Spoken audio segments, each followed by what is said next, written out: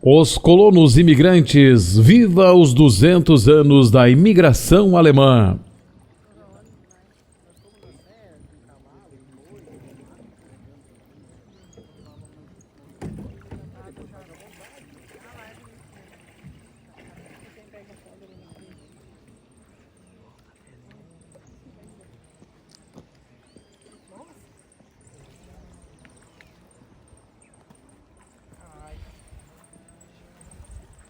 Em Agudo, os primeiros imigrantes alemães, provenientes da Pomerânia, chegaram à região em 1º de novembro de 1857, desembarcando em Cego Chato, na margem esquerda do rio Jacuí.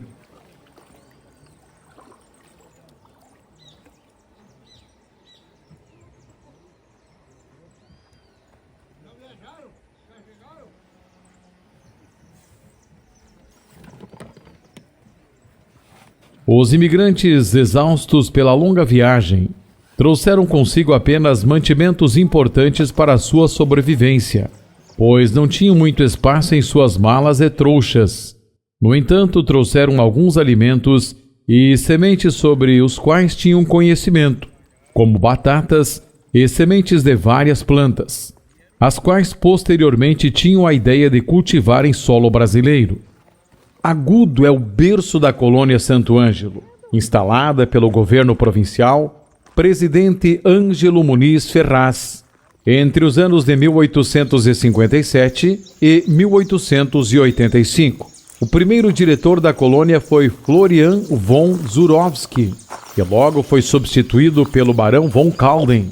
A partir de 1865, a colônia Santo Ângelo se torna parte do primeiro distrito de Cachoeira do Sul. O movimento da emancipação de Agudo foi iniciado a partir de 1957. A Lei número 3.718, de 16 de fevereiro de 1959, criou o município de Agudo.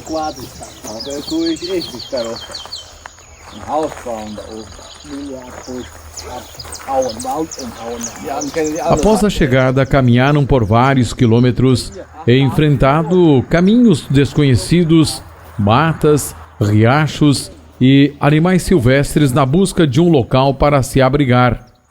No Brasil colonial foi construído um sistema produtivo baseado no latifúndio, onde se exploravam recursos naturais como a madeira, se desenvolviam monoculturas de exportação como a cana e o café, ou se criava gado de corte de forma extensiva. A força de trabalho era maciçamente escrava. Depois da instalação da corte portuguesa no Rio de Janeiro em 1808, a Casa Real e alguns políticos liberais começaram a desenvolver planos de colonização de vazios demográficos no Sul, com estrangeiros livres que receberiam minifúndios destinados à produção agrária de gêneros básicos, a fim de abastecer o sempre precário mercado interno. Essa população também serviria para engrossar o exército em caso de conflito de fronteira com os vizinhos platinos, numa época em que ainda não haviam sido solucionadas as discórdias entre as potências ibéricas a respeito das relações e limites entre suas colônias americanas.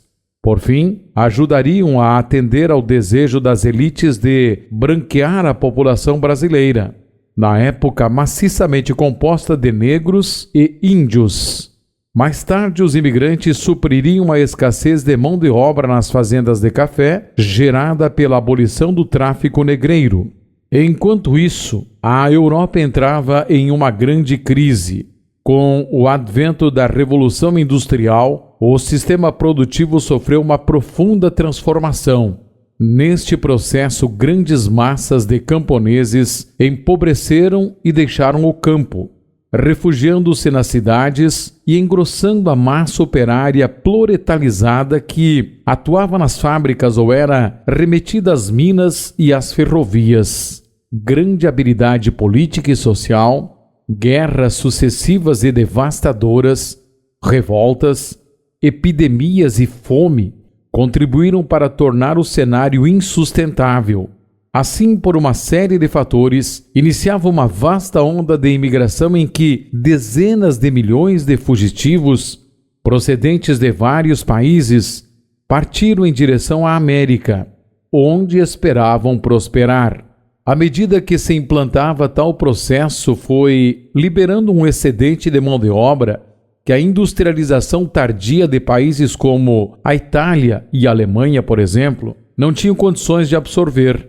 Isso aliado a um crescimento demográfico nunca visto, como o ocorrido no século XIX, quando a população da Europa aumentou 2,5 vezes, ao avanço da tecnologia, que permitiu que tarefas antes executadas pelo homem pudessem passar a ser realizadas por máquinas, e as melhorias sem precedentes dos transportes pôs à disposição do mercado uma horda de camponeses sem terra e desocupados. A crise se arrastaria por todo o século XIX e nas primeiras décadas do século XX, em virtude de novas convulsões na Europa, muitos outros imigrantes também partiriam. No Rio Grande haviam áreas em que o latifúndio não se desenvolvera porque se localizava em regiões impróprias à pecuária extensiva. Na época, a principal atividade econômica da província. A região do Vale do Rio dos Sinos, em torno da antiga Real Feitoria do Linho Cânhamo, foi então escolhida para sediar a primeira empreitada colonizadora do governo no Sul. O Sul era uma região propícia por vários motivos. Devido à estrutura fundiária do país, de inícios latifundiários não se interessavam ou não viam com bons olhos a ideia de introduzir mão de obra livre e um sistema de pequena propriedade, que poderia competir economicamente e abalar o poderio político e social da elite terratenente. Porém, no sul havia uma grande quantidade de terras devolutas ociosas, os chamados vazios demográficos, que embora fossem de fato povoados por indígenas, eles não contavam para o governo. Em meados do século, outros fatores contribuíram para aumentar os atrativos do sul. Quando os alemães começaram a ser remetidos para as lavouras de café em São Paulo, se tornavam empregados mal pagos, encontravam frequentemente condições subhumanas de trabalho e habitação e sofriam abusos.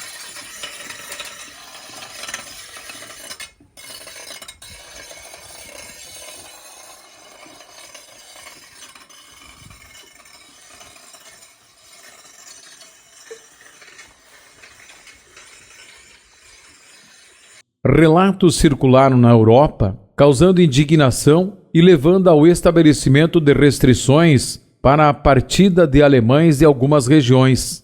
A perspectiva de obter terra e ser um proprietário permanecia aberta no sul. Por fim, havia um discurso cientifista em circulação na corte que considerava o norte e o nordeste desaconselháveis para a instalação de europeus. Experiências realizadas na Bahia não foram muito animadoras.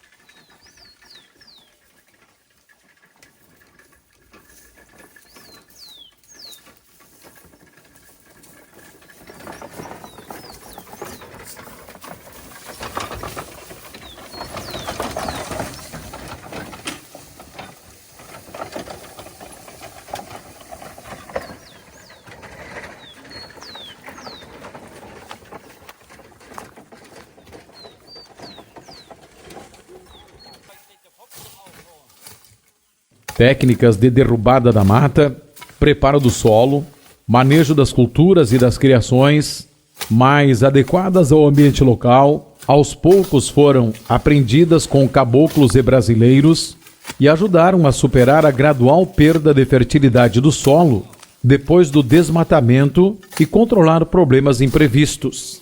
Assim, dentro de alguns anos, o colono em geral já podia construir uma casa maior e adquirir alguns confortos. As técnicas agrárias consolidadas pelos colonos em poucas gerações se tornaram uma base da cultura agrícola do estado nesta região por muito tempo.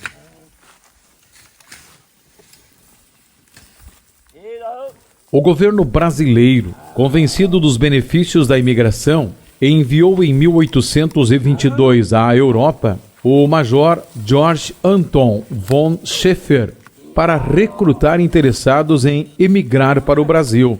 O Major viajou primeiramente a Hamburgo, negociando para estabelecer contrato e enviar imigrantes para o Brasil. Para convencer os interessados, o governo brasileiro acenou com uma série de vantagens: passagem à custa do governo, concessão gratuita de um lote de terra de 78 hectares, subsídio diário de R$1 ou 160 réis a cada colono no primeiro ano e metade no segundo, certa quantidade de roupas, bois, vacas, cavalos, porcos e galinhas na porção do número de pessoas de cada família, isenção de 10 anos no pagamento de direitos, liberdade de culto e concessão imediata da cidadania brasileira. Algumas promessas feriam a Constituição do Império, como a liberdade de culto e a cidadania imediata. E o auxílio em materiais e dinheiro nem sempre cumpriu o prometido. Há muitos relatos de colonos vivendo os primeiros anos na miséria.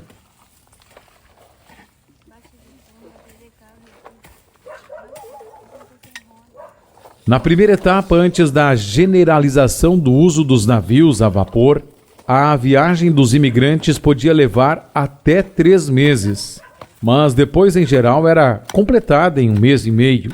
Os navios vinham superlotados, as acomodações eram precárias e a higiene era péssima.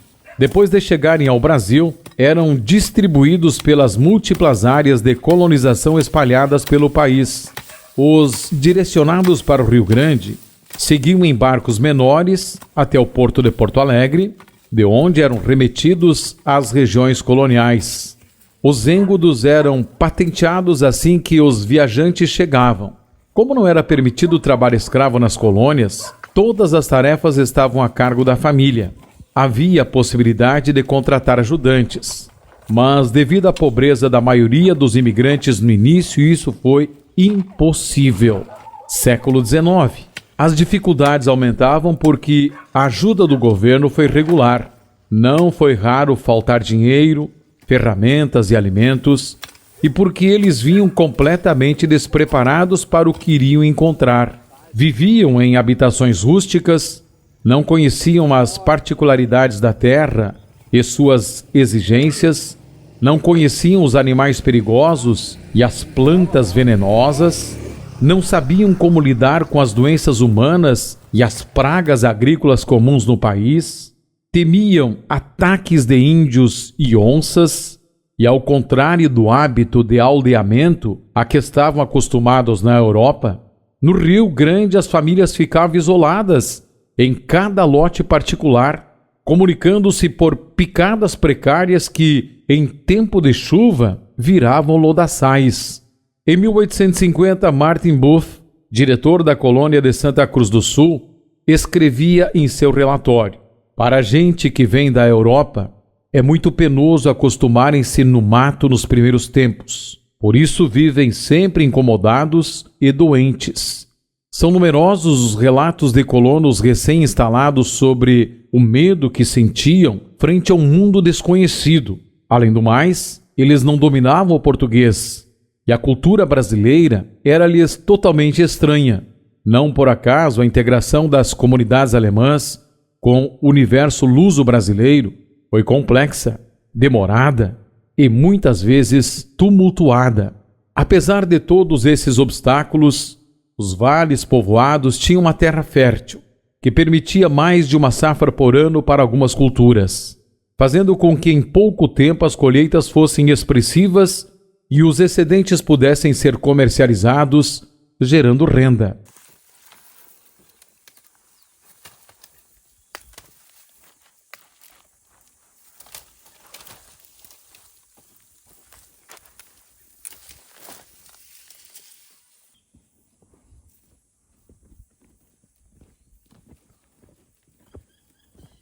Nesses povoados iam aparecendo as capelas, as escolas, os cemitérios, os salões de festas oficinas de ferraria, tanoaria, marcenaria, funilaria e também as olarias, moinhos, curtumes, alambiques, cervejarias, alfaiatarias, sapatarias e outras casas comerciais. Esses núcleos funcionavam como intermediários e elos de ligação entre as colônias e as cidades maiores. À medida que a comunidade estabilizava e se relacionava com o povo brasileiro do entorno, a própria natureza e as formas de convívio locais, vistas pelos olhos do estrangeiro, começavam a ser integradas a um novo folclore híbrido de tradições alemãs e nativas. Porém, para a mentalidade da época, da qual os alemães não fugiam, a natureza podia ser fascinante e generosa, mas era também um elemento bárbaro e potencialmente perigoso, que precisava ser dominado e disciplinado para que pudesse servir aos propósitos do homem.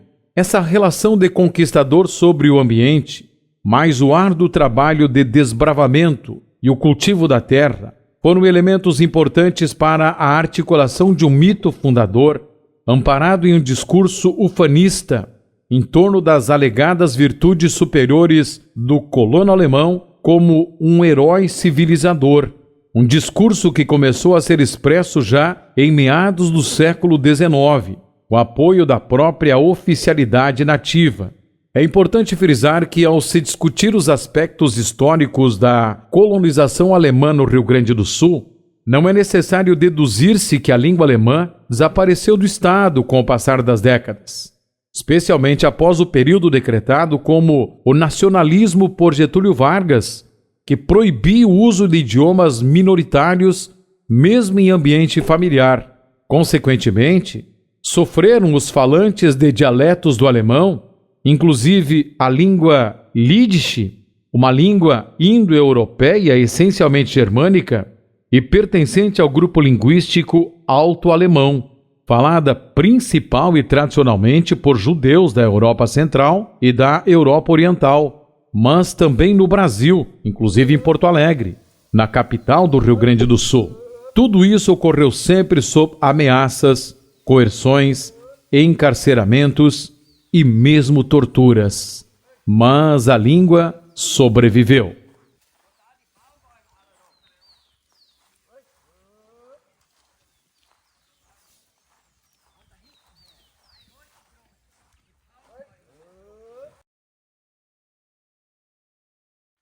Foi uma adaptação difícil. As lavouras onde produziam seus alimentos e faziam suas safras em geral eram íngremes. É evidente que eles tiveram dificuldades.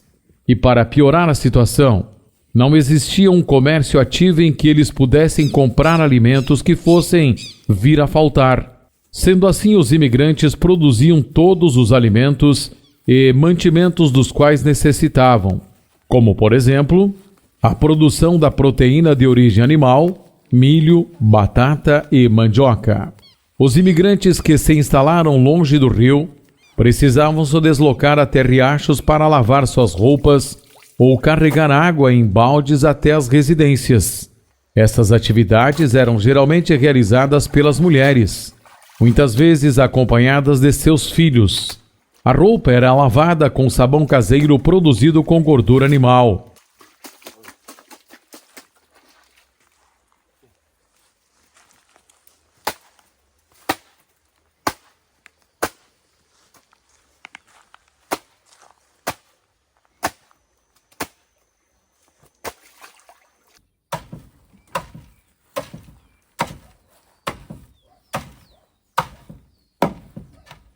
Eles faziam também sua própria farinha. Esta era obtida tanto do milho quanto do trigo, com auxílio de um pilão.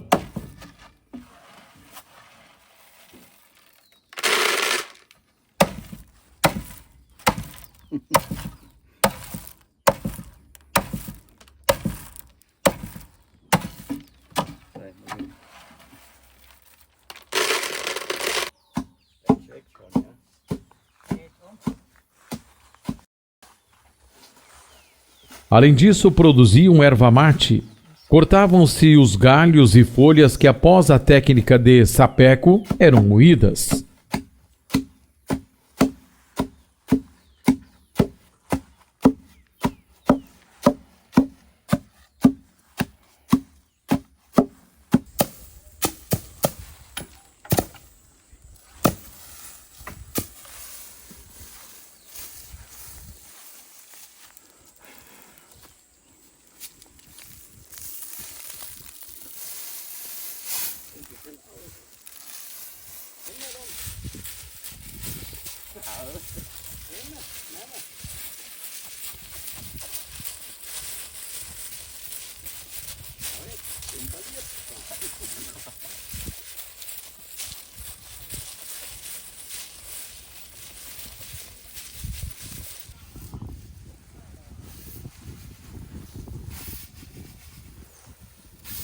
Já o feijão era limpo pela técnica de peneiração, o auxílio de vento, em primeiro plano.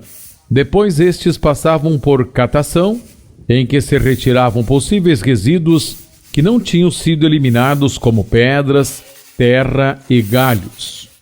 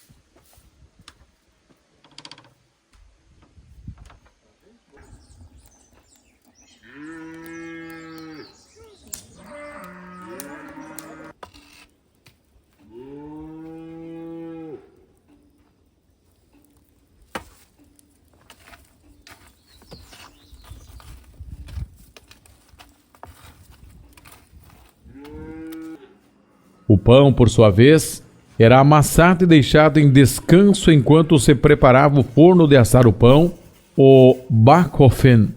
Após, o pão era colocado nas formas e colocado para assar durante 1 hora. Depois de assado, o pão era recolhido e estava pronto para o consumo. Operar esse forno demandava muita técnica e experiência das mulheres, desde a seleção da lenha, quantidade a ser utilizada, remoção de brasas e controle do tempo e temperatura.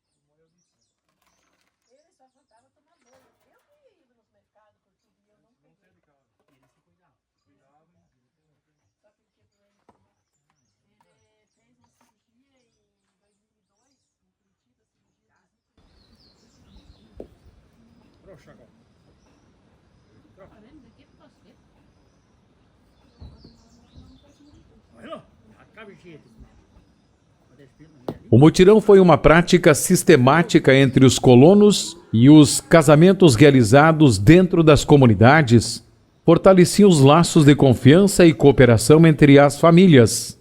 Nas colônias rurais, cedo formaram-se pequenos núcleos urbanizados, onde os colonos dispersos pelos lotes se encontravam e realizavam suas feiras para troca de produtos e experiências, suas festividades coletivas e suas competições esportivas.